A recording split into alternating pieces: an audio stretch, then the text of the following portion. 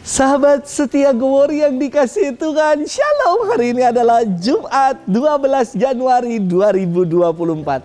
Mari kita bersama-sama hari ini kembali menimba inspirasi dari firman Tuhan yang akan kita renungkan dari Injil Markus 2 ayat 1 sampai dengan 12. Kita siapkan hati kita.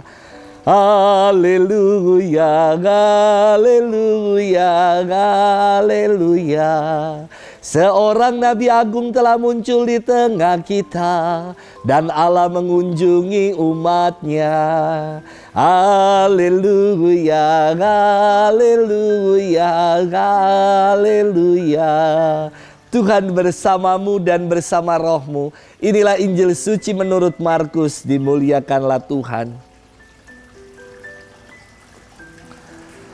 Selang beberapa hari sesudah Yesus datang ke Kapernaum, tersiarlah kabar bahwa ia ada di rumah.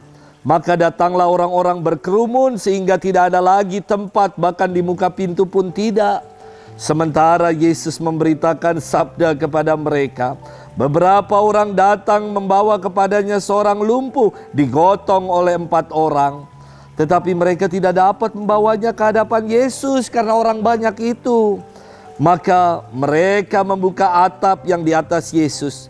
Sesudah atap terbuka, mereka menurunkan tilam tempat orang lumpuh itu terbaring. Melihat iman mereka, berkatalah Yesus kepada orang lumpuh itu, "Hai anakku, dosamu sudah diampuni." Tetapi di situ duduk juga beberapa ahli Taurat. Mereka berpikir dalam hati, "Mengapa orang ini berkata begitu? Ia menghujat Allah. Siapa yang dapat mengampuni dosa selain Allah sendiri?" Tetapi Yesus langsung tahu dalam hatinya bahwa mereka berpikir demikian. Maka ia berkata kepada mereka, "Mengapa kamu berpikir begitu dalam hatimu? Manakah lebih mudah mengatakan kepada orang lumpuh itu, dosamu sudah diampuni, atau mengatakan, bangunlah, angkatlah tilammu dan berjalanlah? Tetapi supaya kamu tahu bahwa di dunia ini Anak Manusia berkuasa mengampuni dosa." Lalu berkatalah Yesus kepada orang lumpuh itu, "Kepadamu kukatakan, bangunlah, angkatlah tempat tidurmu dan pulanglah ke rumahmu." Dan orang itu pun bangun, segera mengangkat tempat tidurnya dan pergi keluar di hadapan orang-orang itu. Mereka semua takjub, lalu memuliakan Allah, katanya, "Yang seperti ini belum pernah kita lihat." Demikianlah sabda Tuhan. Terpujilah Kristus. Sahabat setia Glory yang dikasihi Tuhan, Shalom. Indonesia dinobatkan sebagai negara yang memiliki sikap solider yang tinggi. Hal ini diungkap oleh berbagai lembaga survei internasional ketika pandemi COVID melanda dunia. Sikap setia kawan atau solider dan peduli dalam menangani COVID ditunjukkan oleh seluruh elemen masyarakat Indonesia. Maka saya bangga menjadi warga negara Indonesia yang punya karakter watak peduli dengan sesama. Sahabat setia Glory yang dikasihi Tuhan, firman Tuhan hari ini berkisah tentang Yesus yang menyembuhkan orang lumpuh. Kisahnya menjadi istimewa dan inspiratif tatkala untuk mengalami kesembuhan ini, si lumpuh dibantu oleh beberapa orang yang menolong dengan menggotong si lumpuh untuk mengalami perjumpaan dengan Yesus.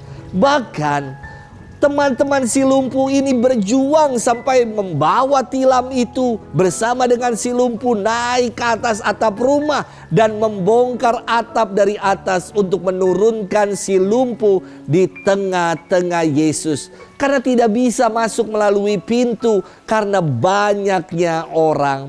Sahabat setia Glory yang dikasihi Tuhan, kepedulian dan perjuangan dari rekan-rekan yang membawa si lumpuh ini menunjukkan sikap solider dan bela rasa kepada sesama.